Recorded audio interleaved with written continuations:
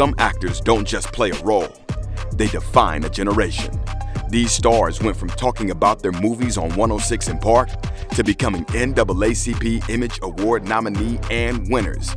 Icons on the big screen. I gotta congratulate you on your BET Award for Best Actor. Thank you. Now, when you go up and you're going to speak, it's almost like you never get to talk because the crowd never stops screaming. They just love you so much. What was the most important thing for you to get across when you were making your speech that day? Well, the love is the most important thing, just to give it back, to say that I appreciate, the support. Right. Now, the Manchurian Candidate, we got Denzel Washington in the house. Now, the film is a remake of an old film with the same name, but there's a lot of changes in it. Can you tell us a little bit about the movie and your role? Yeah, I mean, the original was done in 1962. I actually haven't seen it because I really didn't want to see it because I didn't want it to affect my own performance. Okay. But it's basically a story about a group of soldiers who were brainwashed. One of the soldiers comes back to the States, becomes a congressman, and ends up running for the vice presidential seat. Right. So they programmed him so that he can eventually become the president. Yeah. And my character is an integral part of, well, I don't want to say what it is I do, but I do something that helps him to become the president. Right. Now, what attracted you to take on this role? You have some incredible, all your movies, number one, number two, Oscars. Like, what attracted you to this one? Because I think it's the kind of film that everyone should see, especially young people, because a part of the message it sends is that you need to keep your eyes open and don't believe everything that you hear and see. Right. And I feel that it's a kind of film that, it shows the importance of us getting involved in the political process and exercising our right to vote. That's right. And just because the president or whoever says it's the truth don't mean it's the truth. Clearly shows that. Now, the political climate when this movie came out before, I think it was 1962, they said it was a little controversial that this came out, and it was kind of like, people a little nervous. How do you feel it's going to affect people this time when they see it? I hope people get nervous. I mean, it needs to wake people up. People need to be awake to what's going on. For real? Yeah. Now, you said you didn't look at the old one because you didn't want to base your role and have these things. But what type of research did you do for this role? More to do with mood disorders like mental illnesses and things like that, because the character that I play, he doesn't know what's wrong with him.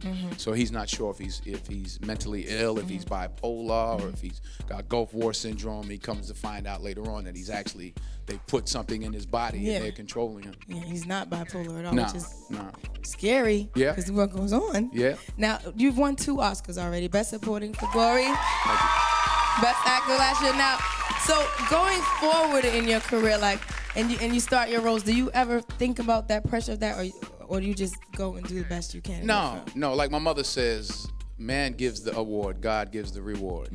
So I don't worry about the awards. But they ain't gonna stop screaming, I don't think. I don't think it's gonna stop. Now, is it like that everywhere you go? Only when I'm following Nick Cannon. That's about it. Stop it. Now, all right. Now, when the average Morris Chestnut fan sees you out and everything, like, what usually comes out their mouth besides the screams? Well, take my shot. Besides that. It depends. Sometimes, people relate to different movies and different characters. Sometimes they call me by my character name. Yeah, ain't sometimes, that wild? Yeah, it's crazy. They don't even get my character name. They be like, Drummer Boy, where you going? So at least they call you by your name. Yeah. So that's real cool. That's cool. Well, speaking of films, you've been in over 20 films, very classic ones at that, like Nick was mentioning earlier. Yeah. What's been the most rewarding role? And I don't know if you guys can choose being, in so many great films. You know what I always say? It's like, picking your favorite child. You have you do so many different roles, and then you have such different experiences on each film. So it's kind of hard to pick one. Well, tell us about this new film, The Cave. I feel compelled to say it like that because it looks that scary. Right. Say it one more time. The Cave. Yeah, I like it. I like when you say that.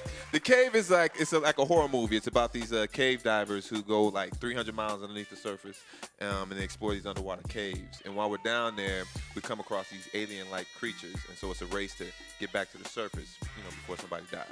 Now, this is a big departure for you because I don't know if you can look too sexy in front of aliens and predators coming after you behind. Yeah. But that's what we really, really love to see. I know the ladies, as you know, love to see you being the sex symbol. Do you consider yourself that? And what do you think when people relate to you as a sex symbol? You know what? When I approach a role, I don't try to approach it like that. You know, I try to just, stay true to the character. You're like, I'm just sexy anyway. Welcome back.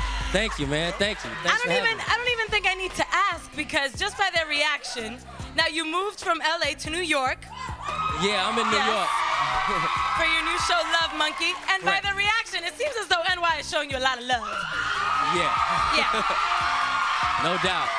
How's it going? No, I mean, I did make the transition, although I still have a crib in LA. That's still the home, but I had to come out here and find a place to live. And New York is showing, okay, we got Bronx, we got Brooklyn, got everybody Marcy up over here. there, too. You can't But New forget York Marcy. has been great. It's been great. Okay, Queens, okay. New York is in the house. He's like, it's established.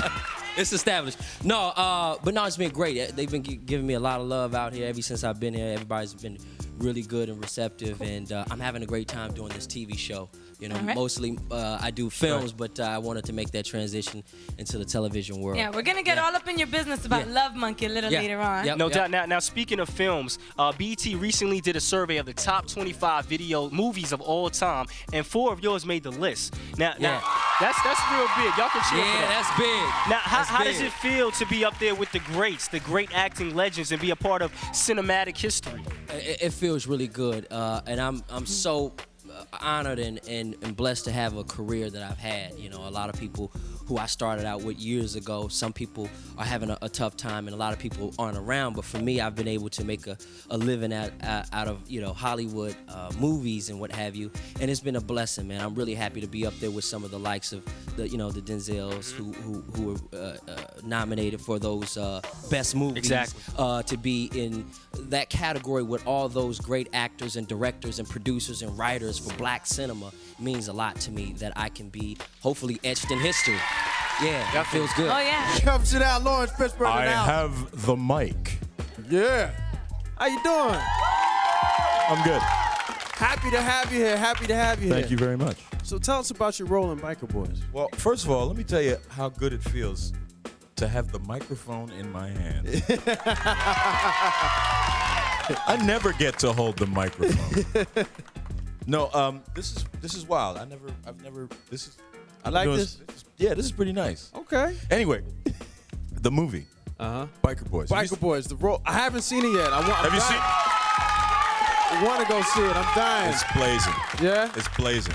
So what are you playing in the film? Well, I play this guy named Smoke, who's like the king of Cali. He's like the king of the drag racers. Okay. He's kind of like an old style gunfighter who's, killed a whole lot of men, and there's all these young bucks aiming to take him out. Okay. Do you ride at all? Yeah, I ride. Yeah. What do you ride? What do you like to ride? You really want to know? What kind of bike? You got a bike? What kind of bike? I got a bike. You have a couple bikes. Yo, man, my name is Laurence Fishburne. I got more than one bike. Set it straight. Let me know. Let me understand how many bikes you got. I know you got a house for your bikes. All right.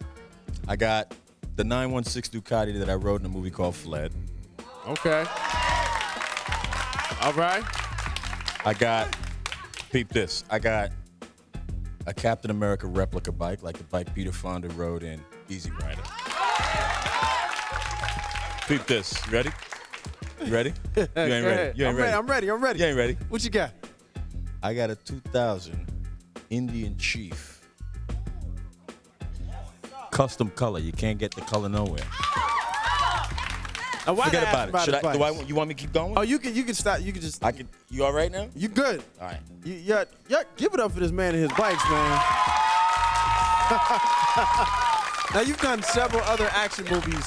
How was it working on this film? Was it different? Or? Well, this, interestingly enough, is not just kind of like an action movie. It's a Western. First and foremost, what you have to understand is that it's the black Western you've never seen. How you doing? I'm all right. How you doing? I'm doing great. Now, I know you travel everywhere already, but I heard you were in Prague. Yeah, filming still there. a new movie. Still there. Tell us about it.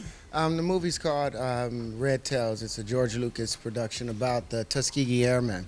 You guys know about the Tuskegee Airmen? The very first black pilots to fight in combat, and this is something he's been working on for about 20 years. So me, Nate Parker, Cuba Gooding Jr., it's pretty good. So are you playing a pilot? No, I'm actually a colonel. A colonel? Yes. So you're telling people what to do? No, I'm like the Martin Luther King of the Air Force. All right, well, when is that one going to be ready, or how long are you guys going to still be shooting for I that? think in about a year. A good year. I mean, you work nonstop. I mean, it's filmed back to back to back. Where do you have even time to like do anything personal or just live life? Because is it hectic now? There's no time. No time. There's no time, but you make your life the work that you're doing if you're trying to accomplish something.